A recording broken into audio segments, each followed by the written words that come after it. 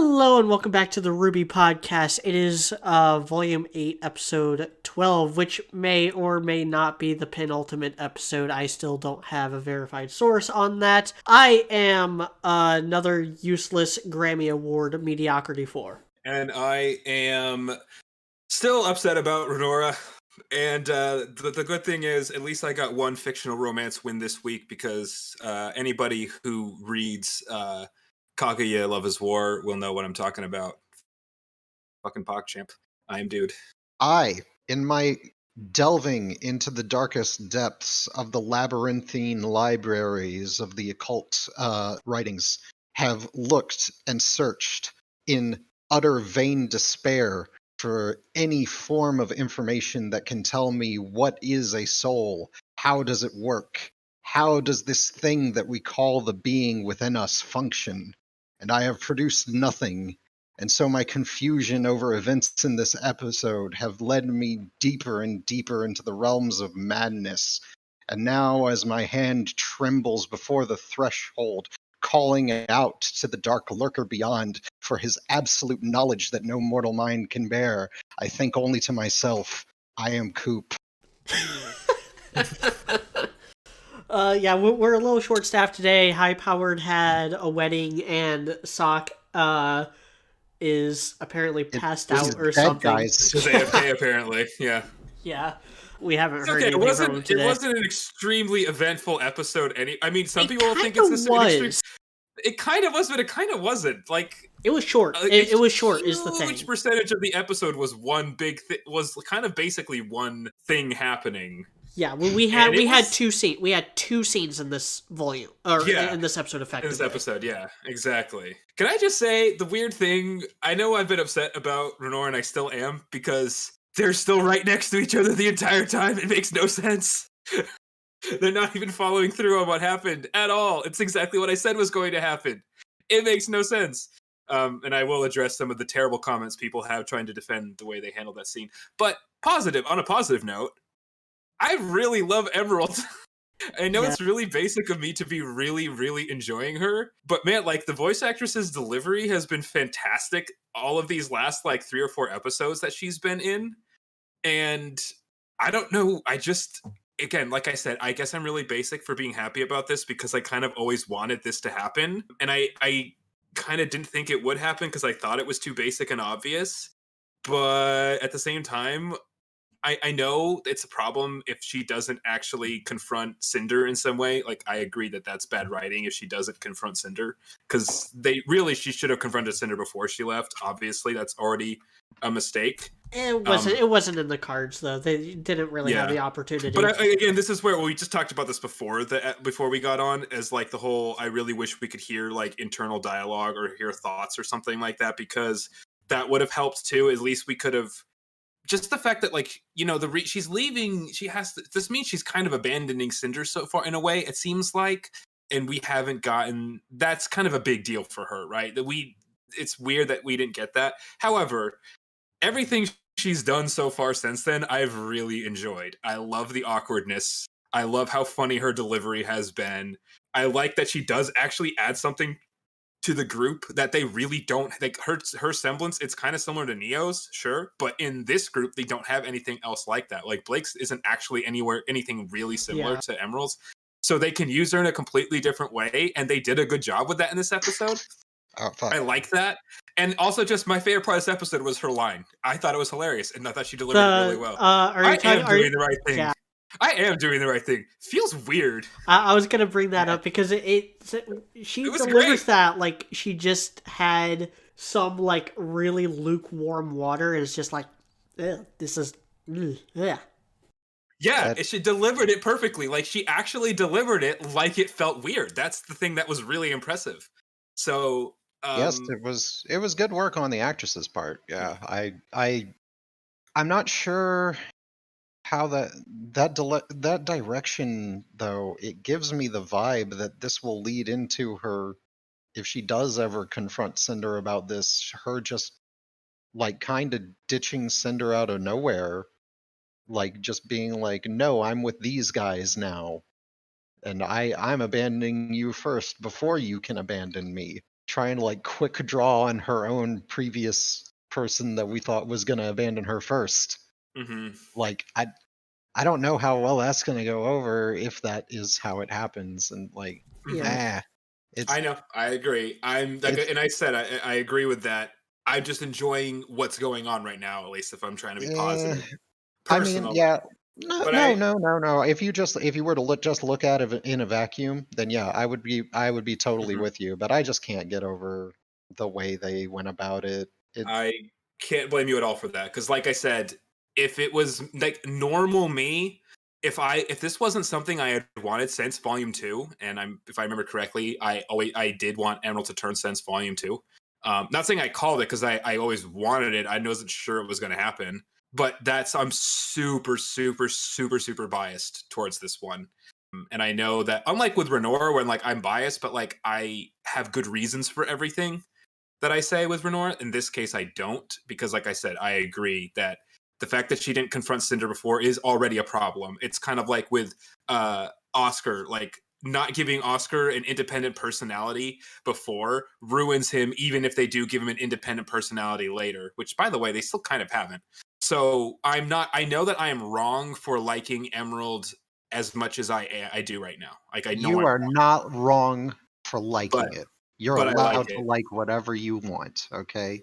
I don't You're have good never wrong. reasons to back up why I like this. I can't say it's like Yes. objectively the whole thing is good. Like the stuff that I think the line delivery is good. I think the dynamic she adds to the group and the awkwardness is good. But the way they did it is not good. And I can understand like you not being able to get over the way they did it, because I agree with that point. You can still like it though. You are still allowed to like it. I I like do like it. stupid shit all the time. Like this one time, I was running around and I saw this just rock lying around, and I just kicked it. I didn't have any reason to do it, but I liked it. Yeah, that's fair. It's also, I think this is I can't remember the last time I laughed at this show. And Emerald's line, the way she delivered it, actually made me laugh out loud. Not that's like a super clever, funny thing. It's just it was so well delivered, and it was just kind of goes along with everything that's been going on with her. Yeah. It made me laugh, and this show has not been funny in a very, very, very long time. So that was kind of a nice little thing. Yeah. So this episode, it's structured a bit like Ocean's 11. I think Coop, you brought that up in the chat earlier. Where Did I now? Well, where they kind of cut back and forth between them executing the plan and them explaining the plan as it's happening. That's very like Ocean's. It's used in other movies, but that's my frame of reference. I don't think they pulled it off as well as Ocean's 11 did, though. Well, very no. few things can pull shit like that off as well as Ocean's 11, including the other Ocean's movies. Yes. Yeah, including the other Oceans, exactly. Agreed. I had a soft spot for Ocean's 13. Honestly, I didn't really it's think better than it was. Ocean's 12. Ocean's 12 was really bad. I had a soft spot for Ocean's 12 just because of the oh god, what's her name? Julie Andrews, whoever plays the main girl. Like the stuff the jokes they make with her. Like she doesn't even look like Julie Andrews. The nose is all wrong. That still makes me chuckle. The plan is. And I do actually like how the plan starts, like the phase 1 or whatever, which is have Emerald and Team Juniper basically gang up on Ironwood. Are you talking about Julia Roberts? Julia Roberts. Yes, Julia Roberts. Julie Andrews is the Mary musical Poppins. lady. Mary Poppins, yes. You're probably thinking way back to the original Dean Martin Ocean's 11 or something. I don't think she was in that. But no, I was thinking of Julia Roberts. I couldn't remember her name. I was like, wait a minute, Julie Andrews. I was like, I need to correct you on this because I know that's not right. I couldn't remember her name. Because she hasn't been in anything in like 10 years that I've seen. She hasn't been. Yeah. Huh. Well, she wasn't that good of an actress, so. Hey, Mary Poppins was fucking. Oh no, Julie Andrews. Julie Andrews was great. Julia Roberts. Not. Oh yeah, no. Julia Roberts, not Julie Andrews. Yeah. Julie Andrews is amazing. Hell yeah. I think we're all just confused over who the fuck is who at this point. Yeah. So was Ironwood for a bit when Emerald showed up. because he's never met her as far as we know. So Emerald, Winter, and Team Juniper, they fight Ironwood. Meanwhile, Crow, Robin, and Marrow neutralize the other members of the Aesops because Weiss called Winter, and so their plans kind of lined up that way along with Crow. A lot of, like, simple phone calls helping things that are not connected to line up and be connected, because Winter and Marrow were about to, like, do their own thing, and they were going to try, like, getting a hold of Weiss, and I think it was Winter that called Weiss first. And then Weiss and RWBY incorporated Winter and Marrow and by extension Crow and Robin, because those, we were right, they did meet up in that elevator. That was what happened. And so I thought it was Winter. Weiss called Winter, and Winter was gonna call. Really? No. Weiss is like, oh, you'll never guess who I just got. Oh, that's right. Who I You're just right. heard I of. mixed them up. You're right. I mixed them up. Who I heard from. Yeah. You're right. My bad. But I really like how this plan incorporated bits from other things that have happened in the last 2 volumes. Like, Whitley just so happens to have full schematics with all these coordinates and stuff of Atlas and Mantle because he had to in order to program the drones a couple episodes ago. So he has those on hand, and they use those for this evacuation plan. The hole that Oscar made in Atlas at the end of last volume is what they used to get into the vault in this episode. And they wouldn't have been able to before, this invasion started, because as soon as Salem showed up, Ironwood incorporated, like, the shields around the entire base. And we saw that earlier this volume when that Grim River, like, shot up and hit the shields at the bottom of Atlas and then broke through them. So before then, they wouldn't have been able to get into this hole. Like, there's a lot of little bits like that I was like, oh yeah, that is a thing. They actually remembered that. Yeah, one of the things that I noticed when I went back and watched them again is, at the first time I was like, man, this is all going way too easy, and I still think that, to be honest. However, at the same time, it does at least make sense. They did a good job of making it make sense. I'm very impressed by that. I will give them that. This is the sort of thing where I would, yes, it does make sense. I'm not going to say there was anything bad about this necessarily. I think, though, that they're very, like, you can call it maybe shoehorned if you want, but I think very easily they could have just made it more exciting if by nothing else than having, like, Ironwood at least effectively solo into a fucking ambush and have a really cool fight scene off of that, and having a really cool fight scene between the 3 Aesops and fucking Marrow, Crow, and Robin. If Ironwood had shown off some, like, because we know power scaling doesn't exist. It doesn't matter that he struggled against Watts. He can beat whoever the fuck he wants. Like, if he had just gone full turbo autism mode on into everybody as soon as he saw the trick played, could have had a cool fight scene. Instead, most of the time was used up with an explanation for what they did with Penny that still was not explained well enough to make a lick of sense to me.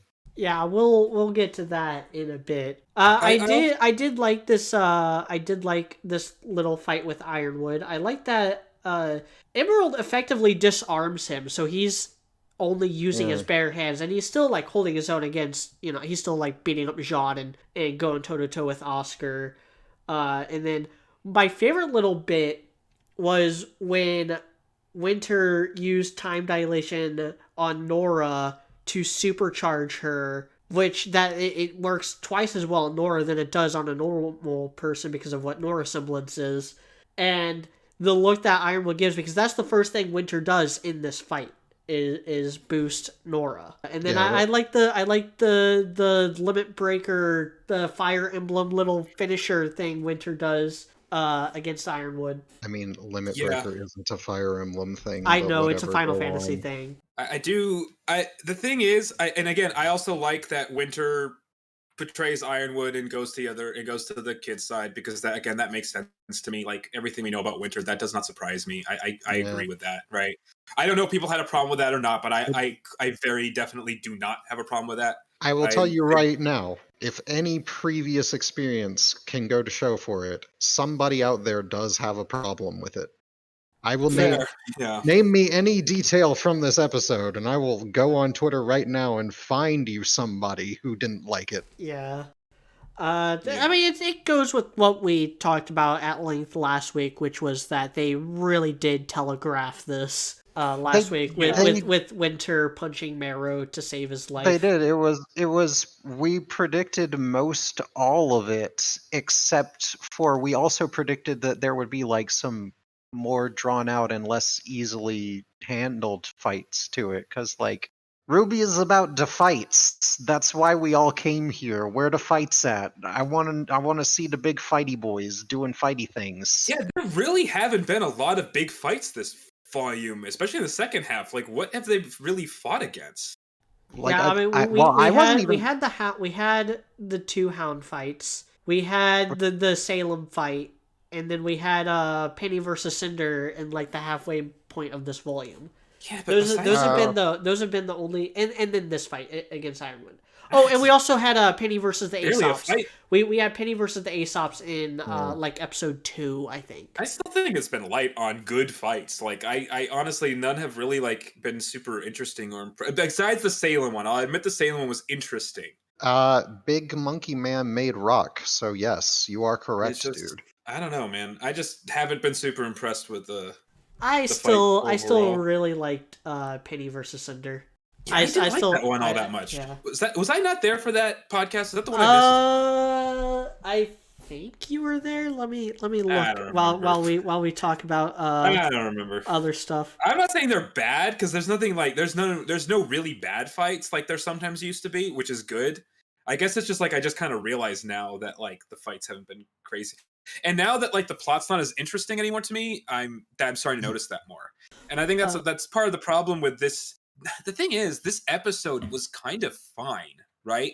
The problem with this episode is all the stuff that happened before it that makes this episode kind of too easy and boring to me. So, like, I get that they're starting to resolve these plot lines, because this volume is the end of an arc. There has to be some kind of resolution.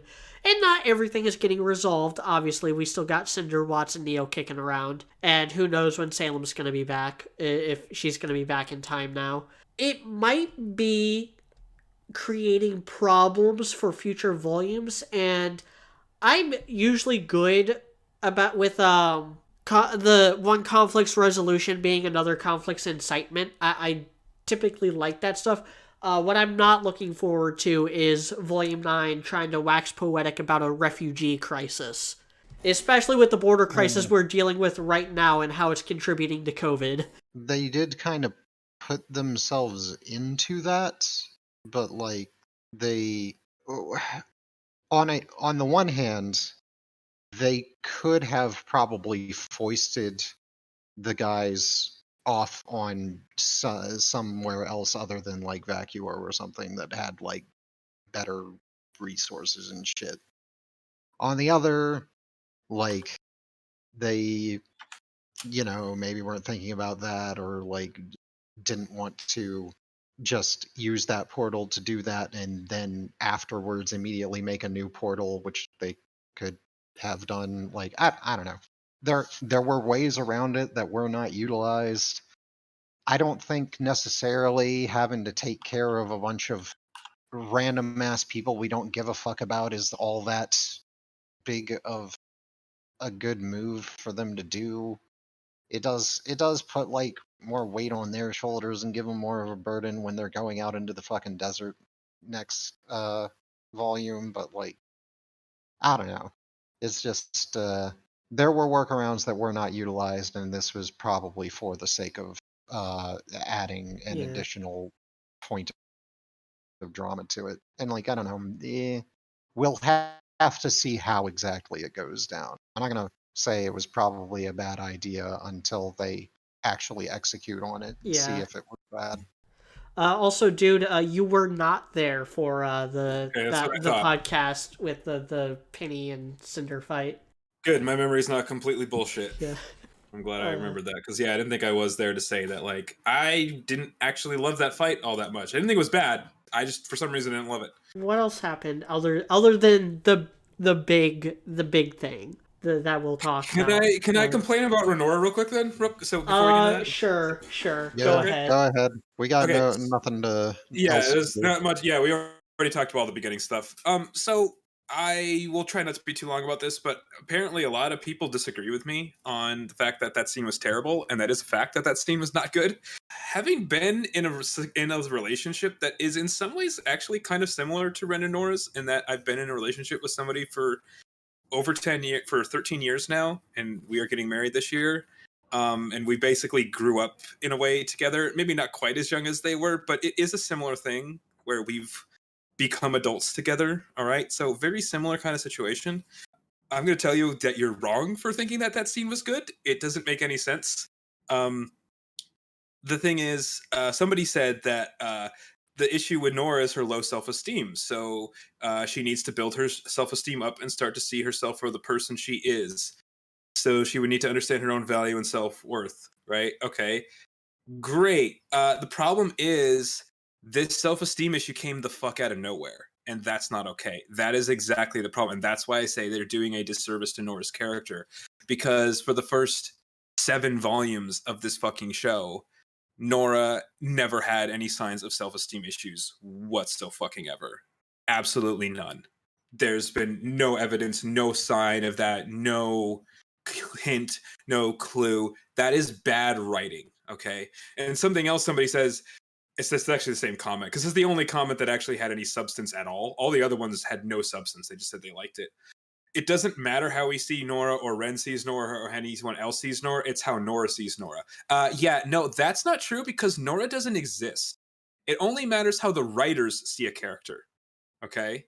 That is what matters. None of these characters actually exist. They're all fucking fictional. So it doesn't matter what they think of themselves is not a thing. What the writers think they think of themselves matters. What the writers think of that character is what matters. And that's the big problem I have with this whole thing. Nora has never had self-esteem issues before. The writers never gave her self-esteem issues. They never clued us in to her having self-esteem issues. If she did, this would have been a completely different situation to begin with. Then we would have different expectations for Renora. And Ren would probably have to be a different character as well, because he would have known that she had self-esteem issues. But he's precisely the way he is because she doesn't have self-esteem issues. He lets her do her own thing. That's why this makes no fucking sense. She's never had that. The writers can't just decide, oh, all of a sudden this character has self-esteem issues. They had this been like that's like a very almost like ground level thing that you got to build up from with a character. Like self-esteem is like one of those things that is like this is your starting point. Like that's some like volume 1 should have been shit. Exactly. And in volume 1, Nora was the exact opposite of somebody with low self-esteem. Yeah, they could have done it, and actually, I would go so far as to say that had she been the thing that she would that was put forward as the confident but secretly low self-esteem thing, who was dependent upon Rin, that actually probably still would have worked for the most part with most of her lines and stuff intact. They probably just would have had to add a little bit on. Yep. Given volume 1 and 2 and 3's run times, like they had more than enough leeway to do that. But they didn't do that, and that is why it's objectively bad writing, because they gave a new character trait and then made it seem like it had been there the whole time. And if it just came out right now, that also doesn't make any sense. How this what now all of a sudden she has low self-esteem? Where does that doesn't make that's also does it's not really a thing from what I understand. Pretty sure people that just all of a sudden have low self-esteem when previously they don't have low. It makes no fucking sense. So I will now ridiculous. devil's advocate for this. That it was said that she is currently under a greater deal of stress, and so the mask has finally been stripped off of her lack of self-esteem because of the stress putting it out there. But then they didn't say that though, right? Yeah, Like they still would and have to address that also, because Ren them should be coming. surprised, and he was, and he actually should have pushed more and been like, "Wait, what's going on?" I will now counter devil's advocate against my devil's advocate by saying that a far more stressful and more personal scenario to both of them happened 4 fucking years ago in Mhm. in modern world times in volume 4, where they came back to the place where she was literally a street orphan and fucking Mhm. Ren was about to be killed by the thing that has killed his entire family plus nearly killed both of them. Yeah. Mhm. So And they why were was he fine, not and she was yeah. fine. She was the one confident enough to slap him, literally, slap some sense into him. She saved him. I didn't see any lack of confidence there. She was thrilled. She jumped on him when they won. I mean, again, this is coming out of absolutely nowhere. That is another one of the reasons why this is bad writing. And it's also, like I said, it does a disservice to her as a character, and it doesn't.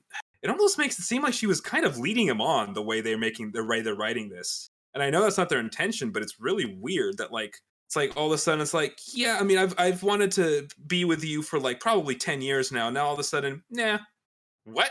That's by the way, that's not how it works in real life. Not like that, at least. Just Well, gonna I tell you. mean, it does kind of work like that sometimes. I guess, but again, not the way they're doing it. Not for the because she still says she loves him. It's like I don't know. It's just God. All this is just so dumb. Like Look, none of these writers have any experience with actual successful relationships, do they? Because they certainly don't make it seem like they do. I don't know. What's like I don't Media, know. what's the relationship status of all of them currently? Just Tell us I right now. don't Like, know. I think I'm pretty sure Miles has a girlfriend, but that's the only one that I'm even remotely sure of. by the way, Amita, do you agree with me on this? Do you think this is just weird? Does this make sense to you? Like It what they're doesn't. doing? It really doesn't. And for all the same reasons that you complained about last week, I don't think it works by all those same merits. And because, like you said, that they're not even like part of different squads in this episode right Yes, now. exactly. Right, they're right next to each Like other. like The whole early episode, they're teaming up the whole time. They're teaming up together again. They're like like fighting when they were fighting Ironwood. It was like one after another. It was Nora and then Ren, or Ren then Nora, whatever. They're still the same. Nothing has changed. They aren't even following this through that with the bad idea that they had. that I mean, conversation would have worked at the very beginning of this volume or the end of Yes, last volume that would have been much better. where And again, it still wouldn't be good. It still wouldn't exactly where make sense. like it had Rain try to like apologize right out the gate, and then Mhm. Nora's like, I gotta find myself, and then that would be the reason why she goes with RWBY, because Would have again, made a lot more like sense. I think I said this last week, And where also, where one of the weird things about her lines is that she says that Rin pushed everyone away. Nora was the only one from that team that wasn't with them. Like Nora's the only one who didn't follow Jean's lead in this volume. the other thing is too is again Nora needing to find herself does not make sense. If that was something that they pushed from the beginning, I would understand that. I'm not against people needing to do that, okay? The problem is they never gave us that in the first place. You can't just introduce that in this volume because it never fit with Nora's character from the previous 7 volumes, okay? And it would have made more sense if what I said before, like I said this last week, and I'll say this again, would have made more sense if Nora was just mad at Ren because because Ren was a dumbass. Like I talked about that in volume 7. What the fuck is going on with Ren? Why is he being a fucking a bootlicker for Ironwood all of a sudden? Right? I was complaining about Ren. I said Ren was being an idiot. I'm not saying Ren was perfect, and that's not even really the thing that they're talking about. Nora's not even really mad about that. Like he apologized, but that's not even the thing. That's not even the reason she doesn't want to be with him right now. Which again doesn't make sense. Like he was kind of a dick, but that's not the reason she cares about. That doesn't make any fucking sense. They're not well, even I mean, addressing that. it was the scene itself kind of self-refuted that because Rin basically told her who she Yeah, was. also that too. He did. Yeah, That's the thing. Like the writers even know that it makes no sense for her to have low self-esteem because what Ren said is all true. Like she has a very distinct personality. I actually talked about this with my fiance and asked her stuff like, we've been together since we were basically kids. Have you ever felt like you haven't had your own personality or something like that because of me? And she's like, no. What? Where is that coming from?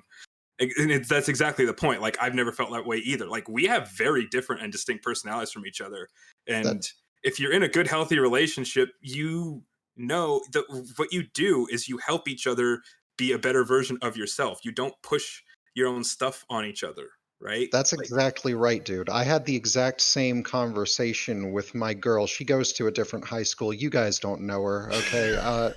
She definitely exists, though. And she said the exact same thing, so I can confirm that this is accurate information, guys. by the way, funny little note is my fiance and I did go to different high schools because I went to an all boys high school. So we did actually go to different high schools. When we started dating. Yeah. But anyway, that's kind of my point too, is like this is more reasons why this does not make sense, because she's shown she has her own distinct personality. Ren has done nothing to suffocate her in any way. He's done nothing to prevent her from having her own personality. He's been the exact opposite. So none of this makes any sense whatsoever. And that's why it's infuriating, because, and I do agree with somebody did say, well, at least they're handling it better than Bumblebee, which I'm like, okay, yes, that is true. But it's pretty much impossible to handle something worse than how they're handling Bumblebee right now. Yeah. Because they're not even handling it. So, that's kind of a problem. But yeah, so I think that's just about everything I had on this. I don't know. I'm still very annoyed that they ruined such a great ship. And yes, they did ruin it with this because, again, all tension is gone. I don't know. What are they going to do? I don't know. I'm very mad at this show right now. Just give me more Emerald, I guess. There's you're gonna get more Emerald more than likely. Probably. I would suspect. Are we ready to talk about the relic?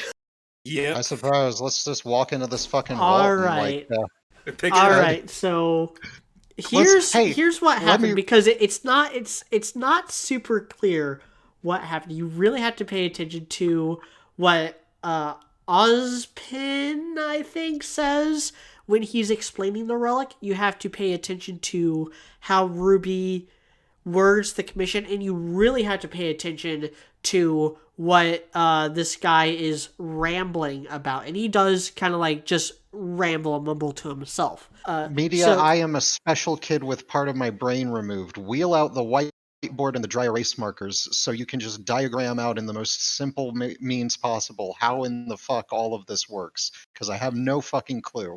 He was fun, by the way.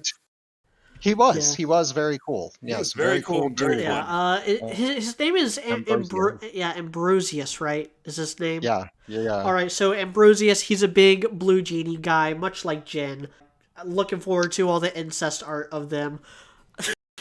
Is it incest when you're like spiritual beings trapped in a bottle with no genitals or reproductive organs? Like, I am not qualified to answer that. Look, I will tell you this though. Ambrosius may not be able to create more than one thing at a time, but he can create more than one gain at a time. Because that motherfucker be ripped as fuck. Arnold Schwarzenegger be looking at this dude like, damn, those are some fucking ripped ass pecs right there. Yeah, skip leg, and he also does not skip leg day, which I gotta give him credit for. My first thought was actually Adonis from the Hercules cartoon specifically. Like, yes, Adonis from Greek mythology, but specifically the Disney animated cartoon version of Adonis that was in the Hercules animated series from the 90s. And then of course there's probably a lot of Robin Williams in there because I mean, he's a blue genie. What the fuck did you expect? Yeah. There's got to be some Robin Williams going on around there. Adonis. I mean, he had long hair and a headband. That's about it, honestly, though. I don't really see where you're getting at there, but Okay, yeah. so Media, how about let's do this? Because Media explained this shit to us. What the fuck happened? Because I'm not fully sure either. I think the stuff with the portals is a little easier, so I won't touch on that. Okay, so RWBY's commission for Ambrosius was to create a new robot body out of every robotic part in Penny. The everything being the operative word, virus and all. He had to take all of the robot out of Penny and then shape that into a new body. And so what was left would be her soul, which is not part of her robot body. It's the one thing that she has herself. And that opens up a lot of debate on like how souls work in this series, especially given what we know about Penny's origins, even though the show has never stated that she is only Pietro's soul. That was something that the critic community kind of put words in the show's mouth, so to speak, last volume. That Pietro sacrificed a piece of his soul in order to kickstart Penny's artificial soul. That was what actually happened. That was actually how it was explained. I have no clue where this whole she is part of Pietro came from. I have no idea how that got in people's mind. And so then somehow Penny's soul manifested into its own humanoid body that looks exactly like Penny, but without socks and with a different bow, and still with the maiden powers, I guess. We don't see her do the glowy eye thing, so I mean, I don't see how that would be the case, because that would definitely not be part of the robot body. Well, but the reason why they word it that way is because RWBY has, and something to point out is that this is a gamble. RWBY has no idea how this would work. The actual all-powerful creative deity has no idea if this is how it would actually work. He just kind of wings it and then it works. Much like a Todd Howard project, I guess. It just works, guys. It just works. And so when they use the staff again to create the portals, which, as I stated already, were they got the coordinates from Whitley and stuff, and it was, probably very difficult to create, but the idea is simple. Just create a bunch of portals to this pocket dimension, much like bolts, and then create a door inside that pocket dimension that leads to Vacuo. When that happened, Penny's robotic body, which had the virus and stuff, disintegrated, because that was what was actually being powered by the Staff of Creation. The Staff of Creation is like a plug. Penny is running on batteries now, whereas the Robo Penny was working on AC power. So as soon as she got unplugged, she disappeared. Does that make any sense at all? No, it does not, Media. As we all know, a very small amount of sense. Yeah. We all know that like robots don't run on AC power usually. Like you have to have some form of DC current coming off of a battery in order to run an autonomous robot. AC is only for wall outlets, Media. I'm actually astounded. Is that what you hung up on, my metaphor? No, I went to school for electrical stuff, man. I'm still a little bit confused about what is this new Penny. Still don't really quite get. We don't really know. She is most likely much like the Dredge from Titan AE, but you didn't expect a Titan AE reference in 2021, where she is a being of pure energy.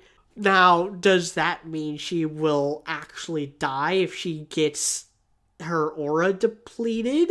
Does that mean that her aura is just so powerful that she is able to regenerate an entire human body around herself? Where did the bow come from? I don't know. I know why she's not wearing socks. It's because she wants people to pay for feet pics. The socks were part of the robot body.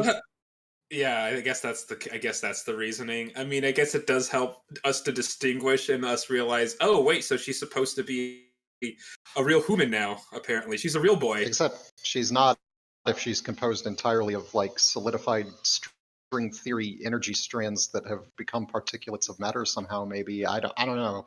I don't know enough about string theory either. I mean, this show has aired on the side that, like, it doesn't matter what your body is or what it's made out of. So long as you have a soul, you're a human.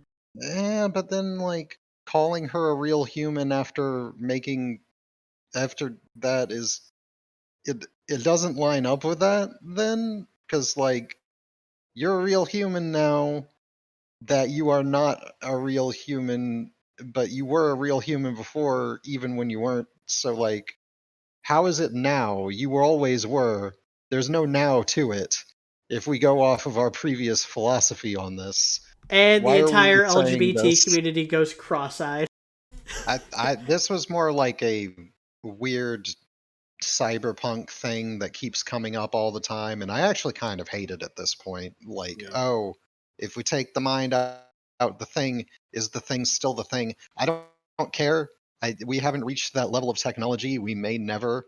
It might be that it's just like impossible to make a computer that can just synthesize a human brain or some shit. It might be that it is possible. We just haven't gotten there yet.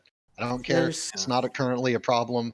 I don't care. Cyberpunk and the entire cyberpunk genre. There's also the Ship of Theseus thought experiment, which this is the second show in as many weeks that has had a big Ship of Theseus moment. The other one is a spoiler, but basically the Ship of Theseus is this idea that, like, you have a ship and it starts to get old, so you start replacing parts. You've replaced every single part from the ship. Is it still the original ship? And what happens if you take all those original parts and build a whole new ship? Is that the original ship, or is it the original ship that had its parts slowly replaced? Are we the same people that we were 5 years ago now that we have entirely new cells that we didn't have 5 years ago? Because that's how long it takes for the longest cells to reproduce. Okay, if we go off of that, then, like, yeah, the Ship of Theseus is still the Ship of Theseus, because I'm still me. Fuck you. No, the technical, well, the most widely accepted answer is that they are both the Ship of Theseus.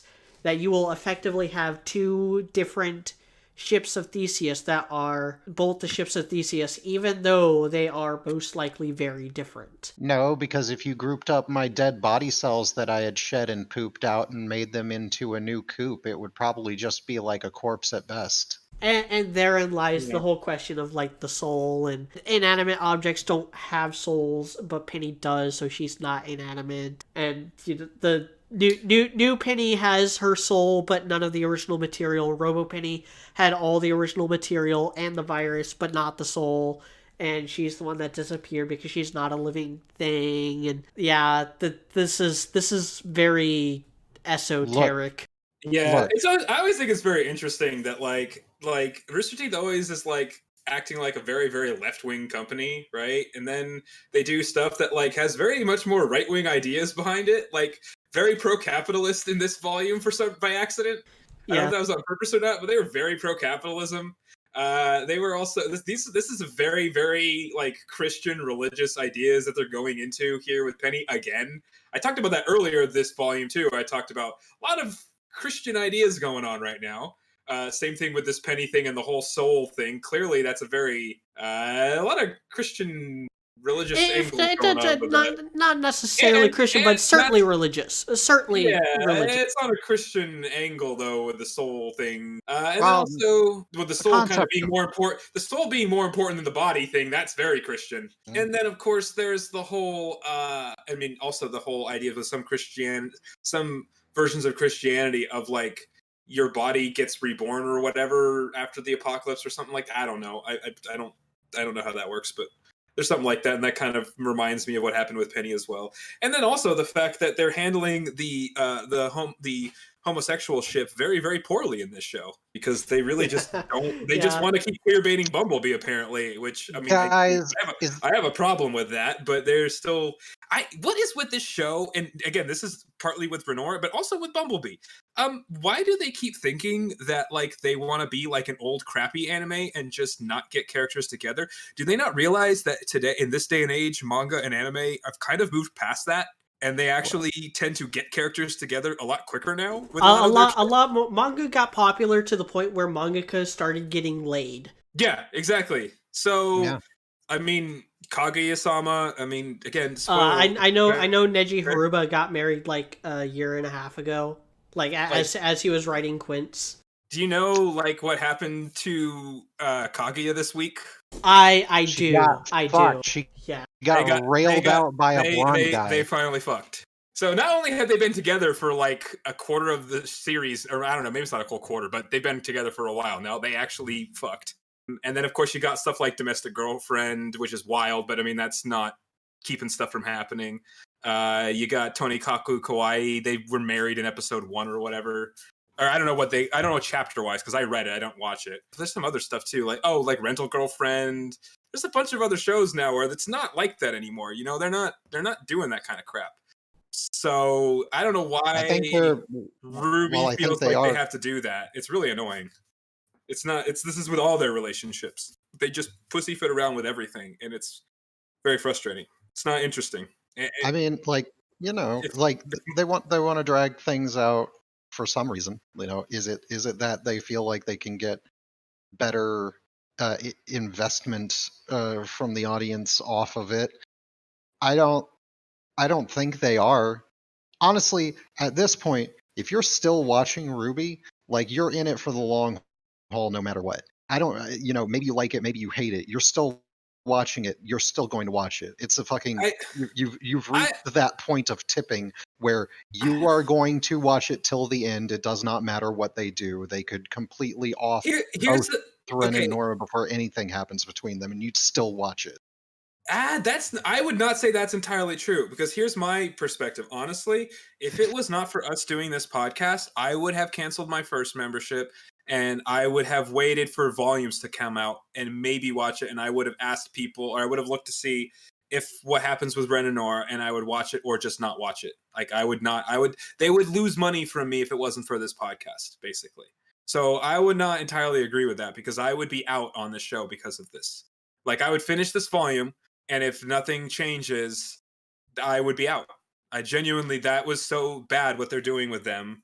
And all the other stuff too. I mean, like, again, like, I still maintain that in regards to this volume specifically too, I understand this episode went fairly well, but again, I didn't love it because the stakes were so low. That's my complaint from earlier when they beat Salem too easily. It's like, where's the stakes going to be? I don't see any. Oh, don't fall off the edge of the thing. Okay, so what? Like, duh. Like, you know what I mean? Like, there's nothing. I'm not scared of anything. I should be scared. I want people to be worried about people dying. Like, people said, like, oh, now that they kind of kept Ren and Nora apart, death flags for one of them. I was like, no, because there's no risk right now. Like, I actually would almost prefer death flags for one of them right now, because then it would be interesting. I don't care. You know, there's nothing to be invested in right now. And that's what I said. I said this earlier, the problem with this episode was not this episode. The problem with this episode was the previous episodes that made this episode kind of boring and no stakes. Yeah, you know what? Actually, they actively in this episode contradicted one of the things in the previous episode. The previous episode, they had finally come around to the very idea of the acceptance of risk in, you know, life or death struggles, which is that's a lesson they probably should have learned earlier. But hey, they come around to it. Whatever, it doesn't matter. Okay, they finally get it, and then they go and they're like, yeah, we're gonna enter into this life or death struggle. We got this plan. We don't know it's gonna fucking work. Oh, it went off without a hitch. Yeah. Well, I mean, I'm sure they're cluing into something bad might happen with the whole "don't fall off" thing. But then again, it could be nothing happening with that. It just could be like, you know what I mean? My guess is nothing really bad's gonna happen to any of the main characters with that. To be perfectly honest with you, I mean, And if that's how Crow dies, he's not a main character. So fuck off. That's not. That's look, not. I still stand behind my sadness that they didn't have Crow need to airburst the nuke to dearm it. That would have been awesome.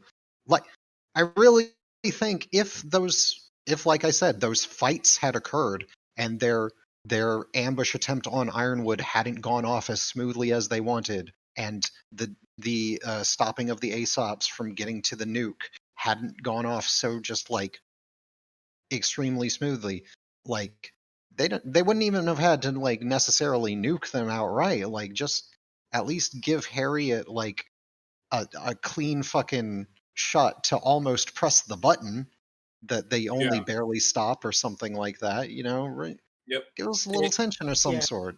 Yeah, that would be an improvement to this episode. And again, this shouldn't even be this shouldn't even be the thing in the first place. Why are they not fighting and getting their asses kicked by Salem? Really? I still can't get over that. That is still bothering me. Because that would have been way more interesting. Yeah, maybe. We'll never wrapped know. Up too tightly. But everything's just getting wrapped up too neatly, which is exactly what we thought was going to happen. I'm not as opposed to ending things off neatly.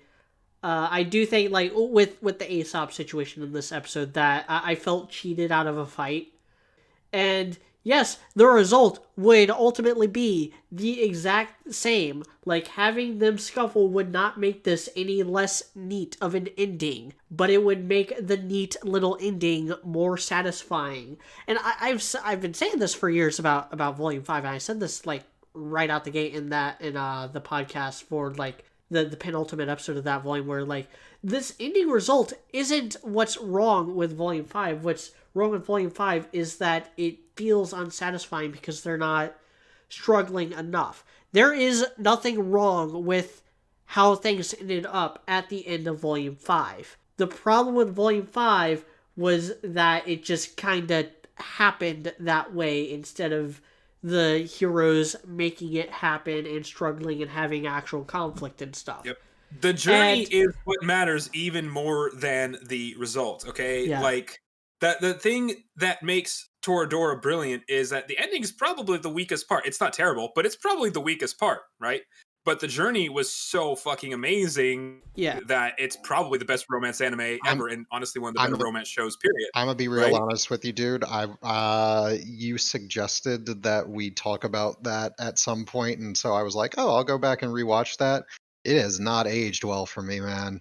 Really? It has not. Yeah, the humor in it specifically, like, not I'll have great. to watch it. I'll have to watch it one more time, and then we'll go back and watch it. I never watched it for the comedy, though. I don't think I ever thought it was super funny. Like, the stuff that I think is funny is like Nichijou and Dragon Maid and basically stuff by KyoAni, because I also find K-On! To be hilarious. So yeah, I would say like the first half of Toradora is like mega cringe on that front, and then when they go over to the actual stuff, that it gets better at that point. Gotcha. No, I'm never arguing for the I don't think I've ever argued for the comedy of it, but I'll have to rewatch it before we do that anyway. But that wasn't the only what was my point with that? Now I got distracted. What was you were like saying something journey. about yes. So yeah, that's the same thing with Volume 5. It's the same thing with Avatar: The Last Airbender. Honestly, I think that parts of the ending were a bit weak. I think we've talked about this before, that Aang's bullshit Deus Ex Machina way of defeating Ozai without killing him was fucking stupid. It's the worst part of the show. But it was so good. The rest of it was so good that, again, it doesn't matter. And the ending was good enough, right? Like, they still had a satisfying conclusion. Technically, with Toradora, it's technically still a satisfying conclusion. They give you what you want. Yeah, and I throw Quince in there as well, as far as like the ending is good enough. I thought the ending was quite good but I don't know, some people I guess don't like it, but I just didn't like the dad stuff. That was the only stuff. Yeah, same. I didn't like how shortchanged Itsuki was in her own arc during the last festival. Yeah. Otherwise, the ending with the mate with Futaro and the winning Quint was very satisfying to me, entirely so, to be honest. And the journey was well done. The thing is with RWBY, the endings aren't usually the problem. Yeah, it's the journey. Like, it's not satisfying if the journey isn't interesting or well done. You know what I mean? And that's kind of the thing that they ended up doing with Renora. And I remember this was the other point I was going to bring up with that real quick. If you're going to do a character that looks confident on the outside but is actually very insecure, you can do that. Again, they did not do that with Nora, not at all. Toph from Avatar: The Last Airbender is like literally the fucking perfect example of that. She is the poster child of that. And they did that brilliantly. And they do stuff. So when she has these episodes where she reveals like her insecurities and her like doubts, and when she acts like an asshole because of those insecurities and her poor upbringing and stuff like that, you understand all of that because they established that in her very first full episode, which, by the way, Blind Band is one of the best episodes from that show ever. Talk about adding a new character into an already established and well-loved show and making her a fan favorite immediately. That's almost impossible, and they did it. But that's how good that episode was. But it makes for her a fit. It makes you forget that she wasn't in the whole first season and part of the second season. Everybody just acts like Toph's in the whole show because that's how good she was done as a character. She's a lot of people's favorites. She's my favorite, and that's she's my favorite too. Zuko is objectively the best character, but my favorite is Toph because how do you do nobody's ever done a face turn villain as well as Zuko ever. I seriously can't think of anything in fictional history that was done as well as that for Zuko. Anyway, but that's my point, is like, you can do that. And if Nora had been established that way, then I would be fine with all that. And we would had a completely different conversation around that ship the entire time. And that's fine. It would have been a completely different relationship between the two of them. And that would have been okay, but that's not what they did. And it's the same thing with Toph. Like Toph, you understand what she is, and you can understand it gives her a lot of great character moments because they establish her lack of confidence. That's why her inventing metal bending was so fucking satisfying, because she just got betrayed by her parents again. Holy shit, how could she possibly feel worse at that moment when she's trapped? She can't see, she can't bend metal at that time, and she just got kidnapped because her parents fucking betrayed her again. Of course she's going to be fucking down the dumps, and that's what makes her triumph all the more satisfying. You know what I mean? It's because they established everything with her. They didn't establish shit with Nora. And again, this is not even just about the relationship. This is about Nora as a character on her own. It's doing a disservice to her because that's not how they characterized her previously. So, fuck this show. Yeah, so fuck this show, guys. Yeah, seriously. So I think this has been way more satisfying than Volume 5. There is at least there is at least some struggle. We at least got to see Ironwood punch Jean, which is more than what Adam was able to do in Volume 5. And the thing is, it also makes the way, in fairness, like, again, my issue with the stakes is not the way Ironwood lost. Like, the way they tricked him and surprised him, and the way Winter betrayed him too. Yeah, no, so it was 7v1. Yeah, it makes complete. See, that's the thing. If you did that with Adam, I would understand that. It doesn't make Ironwood not seem like a threat. I don't feel like Ironwood was the fucking loser in this episode. Not at all. He got fucking owned for good reasons, and that part was not dissatisfying at all to me. That's the thing. Like, technically, like, the way they made everything work in this episode, besides maybe the Penny stuff, which I'm just kind of more confused about than anything else, that all made sense. They did a good job with that. I don't have an issue with that at all. Like, it makes sense. Like, Ironwood's not going to expect Winter to do that. He's not going to expect them to have Emerald in her semblance with them.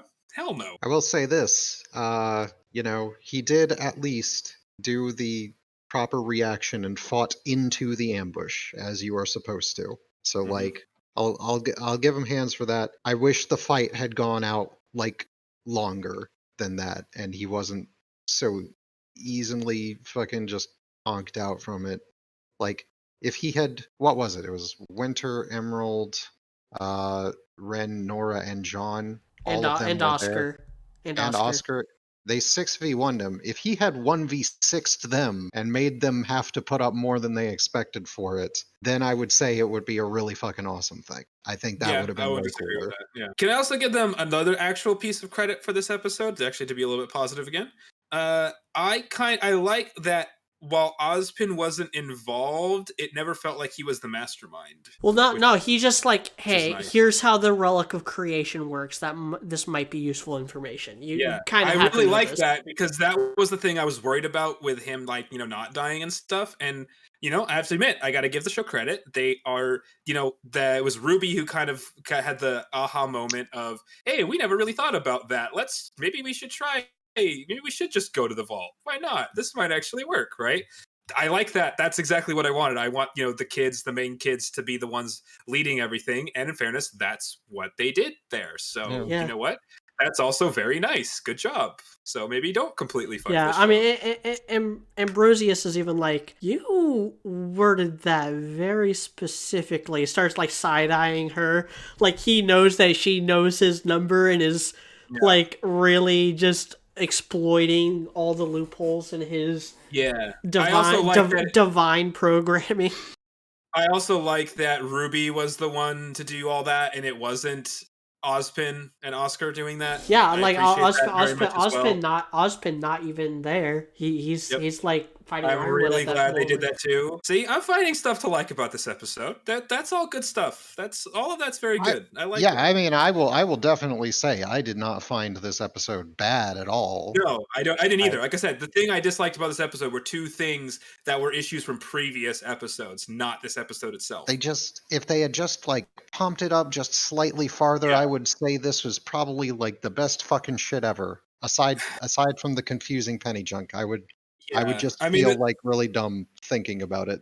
It's going to be really hard for me to rank this volume as number one with the Renora shit unless they pull it out of their ass at the last second, which they could with all the other stuff they've done that doesn't make any sense. But other than that, and my disappointment of Salem not being a bigger threat, that's still going to be a big issue for me.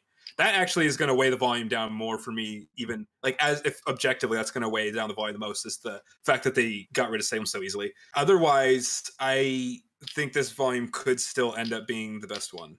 I probably can't rank it number one because of personal reasons, but no, I think the ship has sailed on it being better than Volume 6. I think Volume 6, like the thing, the reason why what's her name was really annoying. Cordovan, but that's the one. That's the thing. Like they don't have a Cordovan right now, so as of right now, I might still put this one above. Not quite a Cordovan. No, Cordovan was really bad.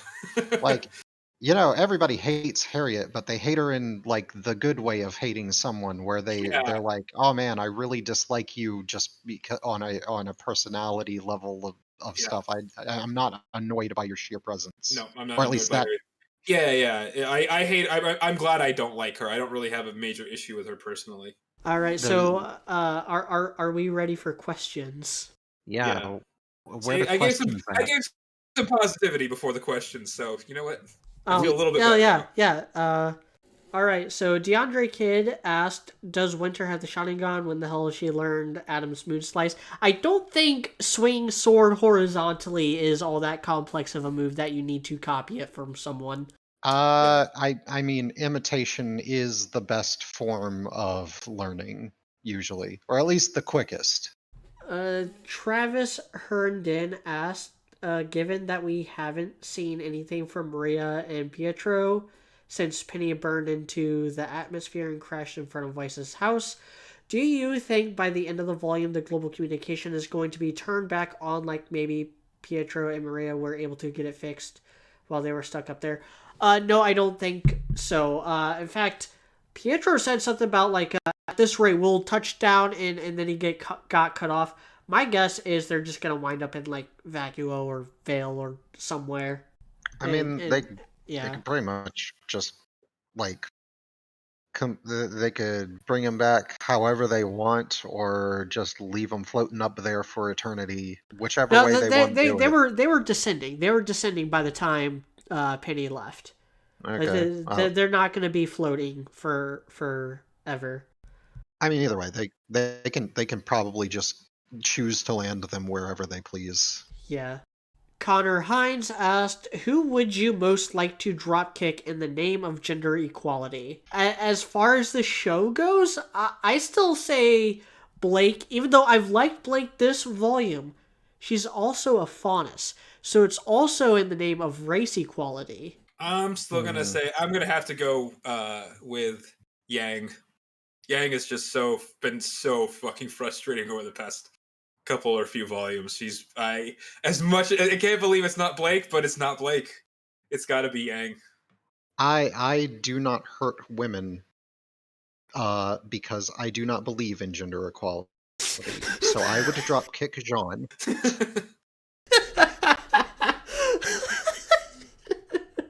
Why would you drop kick Jean? Because he's a bitch. Like, why him out of all the guys? Then is what I'm saying. Because Jean is surrounded by a bunch of single women who aren't in any relationships, and he has finally gotten over the death of his not even together with GF.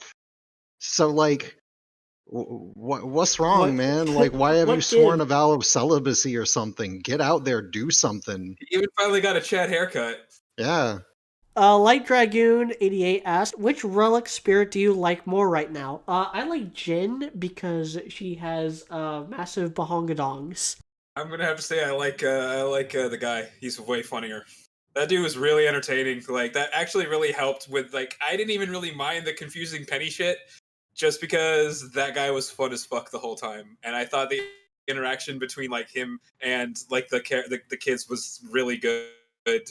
Like, again, it was like we said before. I said before, I like that it was them. Oscar wasn't there, and that they got to show Ruby being smart. You know, they got to show Ruby and Weiss, especially. I think wasn't it Weiss also kind of talking a bit and showing them, like, the blueprints and shit.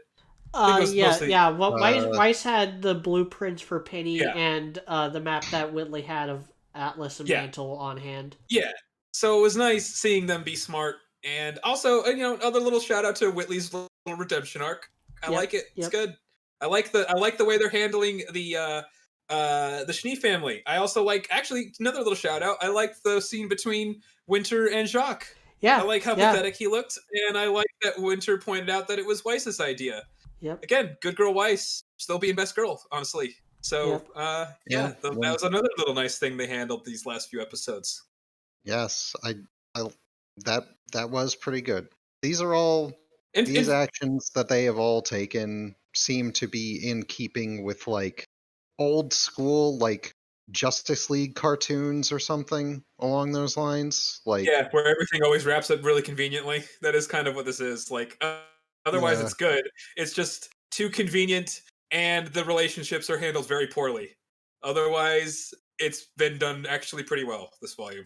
Exalted Son, aka Cody from the Discord, asked 3 questions.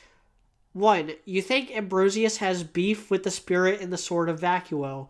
I could see that if these spirits are capable of having beef, those two would be the ones to have beef. Yo, what if the fucking Relic of Destruction spirit can only have one thing destroyed at a time, and as soon as he destroys another thing, the old thing he destroys immediately comes back to life? That would be really weird. That'd be interesting, though. Huh. And we will find out in volume 12, assuredly. That many volumes aren't we? Which is why I think they did the Renora thing, and why I think they're still not addressing Bumblebee. Because I think we're getting like 15 fucking volumes of this show. Because it's their only cash cow. Yeah, we're getting. I'm not saying whether that's good or bad. I'm saying I think that's the case. Well, volume 9 is already in production. They'll probably do volume 10 as well. We don't really know if they have plans after that. As far as, like, cash cow levels, like, it is definitely probably their most lucrative property. Yeah. The only That's other... what I'm saying. Like, they already pushed Red versus Blue way further than it should have gone. The only other thing I can think of off the top of my head that they got that has, like, a decent base to it is Death Battle, and I'm not sure that they can actually profit off of that really well, just by nature of what it is. And all of their live stuff. They can't merchandise it the way they do with RWBY, which is one of the big things, I think, with RWBY that you can do. So that they should do more. Like I said, it's the only reason I have a first membership. Yeah. His second question was that Oscar or Ozpin putting the schmoves on Ironwood. I think it was Oscar.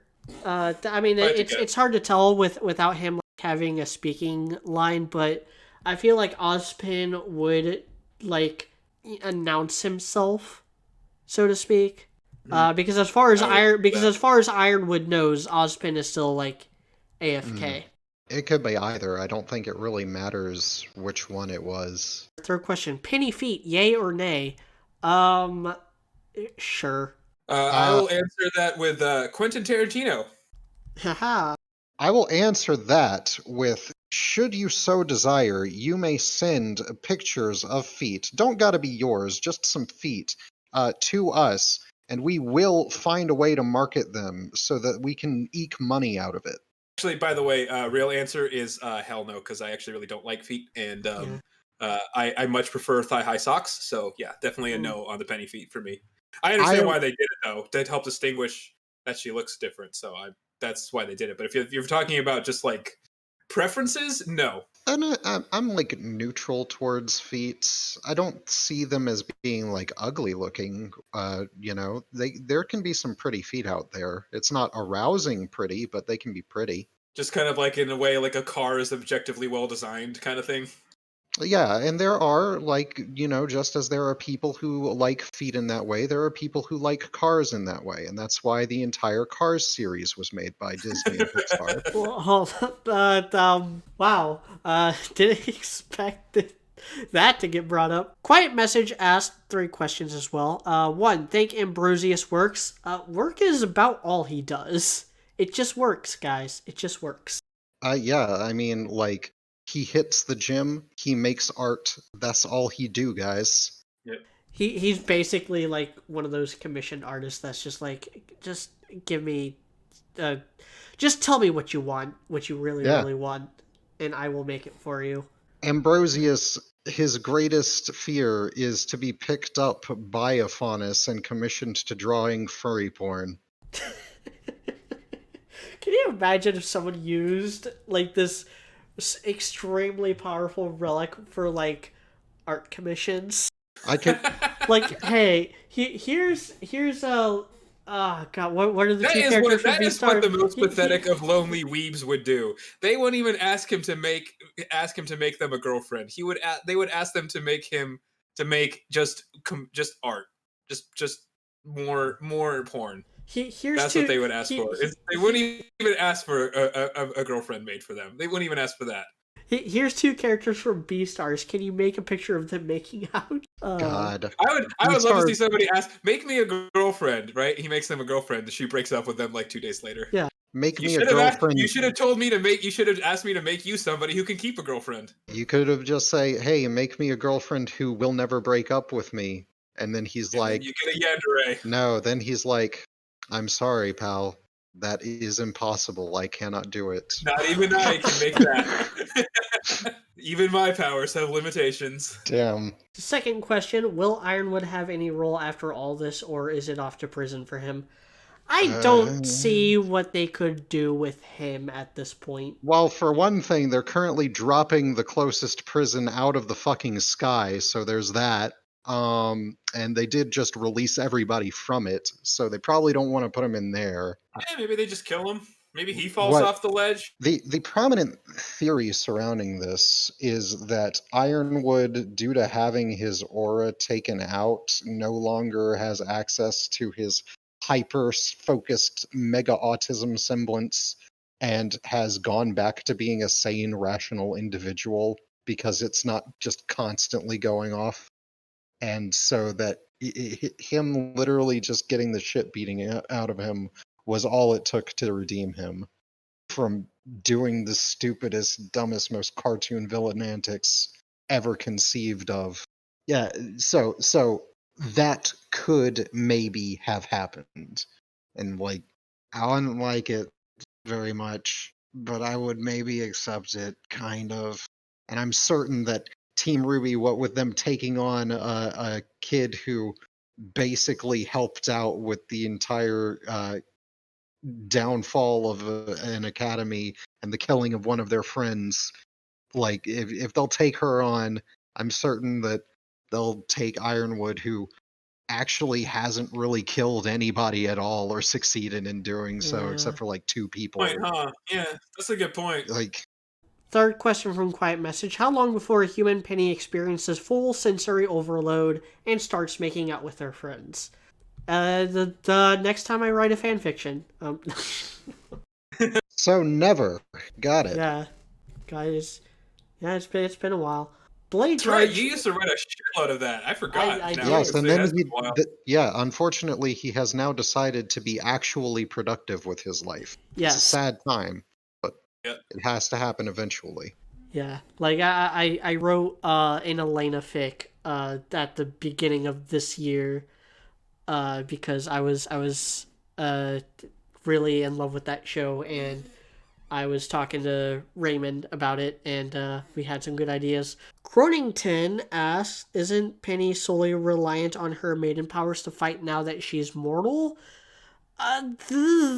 Maybe? Yeah, maybe, actually. We don't know yet. We It's kind of an really interesting don't question. know. I think we were talking about this a little bit before we start recording. We have no idea what's going to happen to Penny if she even fights. Like, she can for all we know with her body right now, she could just evaporate when she gets hit. We have no clue.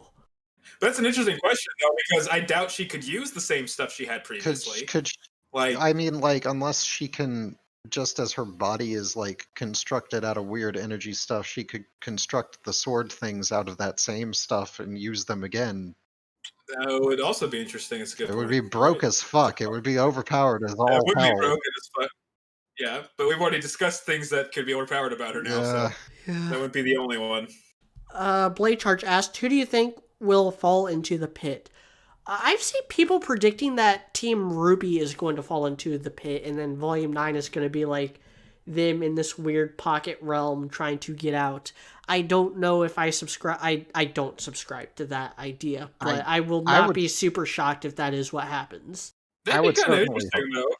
No, it wouldn't. It would not be interesting. And do you want to know why it would not be interesting? An entire volume of them wandering around a nothingless, empty space is I would going to be hoping very... they'd be more creative. Like, in fairness, okay. See, what I was thinking was they'd be a little bit more like Pixar and make it like Inside Out or Soul, and make that whatever thing they fall into actually interesting and creative and artsy and weird, right?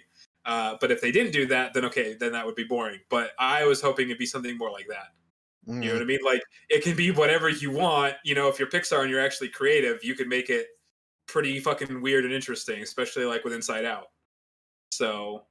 Okay, yeah, maybe that could happen, kind of, but I don't know. That's me giving them too much credit, maybe, but, you know, that would be kind of cool. So then MJW190904 asked, why does Penny Remaster have no socks? Better question. Why does she have a bow? I know who this is. We said this before, right? The no socks thing is to distinguish that she's actually like not a robot anymore. Yeah, so. Yeah, but then why does she have a bow? More prevalent here is who is asking the question. MJW, you're Mary Jane fucking Watson. Okay, what the fuck are you doing here, bitch? Get back to Peter, okay? I swear to God. If I find out you've been talking to fucking other guys about this kind of shit, then I don't know what he's gonna fucking do to you. Last question. Stardust Warrior 16 asked, what was the reference they used for Ambrosius? I think we already said this, that like the little bit of Robin Williams genie. That's probably the main one. Yeah, a little bit more mischievous. To me, he kind of seems like a balance of Robin Williams' genie with the Norm Macdonald character from Fairly OddParents. Yeah. If you remember that guy. Yeah, Norm Macdonald he's been in lots of stuff. Yeah. So that's kind of the way I would think about it. And like a little bit more with like the traditional, like maybe like a monkey's paw kind of thing of be careful what you wish for shit too. A little bit. That's where I think the Norm Macdonald thing comes in. Yeah. So. Yeah, that's it for questions. Any other comments before we wrap this up? I already talked too much. Is there anything like I can't really think of anything off the top of my head? Like, yeah, we're gonna get a Cinder fight next episode, so looking forward to that. And like I said, have they already said that? I mean, fuck else are they gonna do? What else is there? I don't know. I mean, they can always come up with something else. I don't know exactly what Cinder going up against them in the next episode doesn't seem like a good move on Cinder's part. Exactly. That's what I was thinking. Like, that, But why would they do that? given their penchant though for ignoring the exact previous episode in this volume about certain stuff, like maybe they would. Maybe Watts roasting the fuck out of Cinder means nothing, and she didn't actually take to heart that. Yeah, maybe going up against a force of what is it, like fucking however many people arrayed against her, with her plus two others, both of whom have gotten their shit handed to them, like maybe that's not such a great idea to just go directly towards that. Yeah, I don't know. I'm looking forward to it though. I'm looking forward to the next and last episodes of this volume because we still hold have. up. Let me. I need to count now because we got Google. Yeah, Google said we have 14 episodes, but I don't know if I believe that. Yeah. There's like I mean, it could be. With the way things have kind of trailed off here, I'd be fine with just having 13.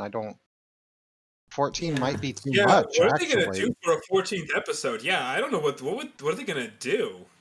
We'll have to see, obviously, but I don't.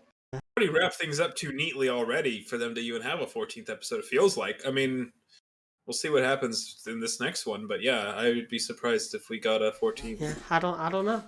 But if you want to find out alongside us, like, comment, and subscribe. Hit that bell icon. Consider supporting my Patreon. Join us on the Discord, and follow me on Twitter. And check the community tab for more updates on my channel. Send us feet pics. Fuck it.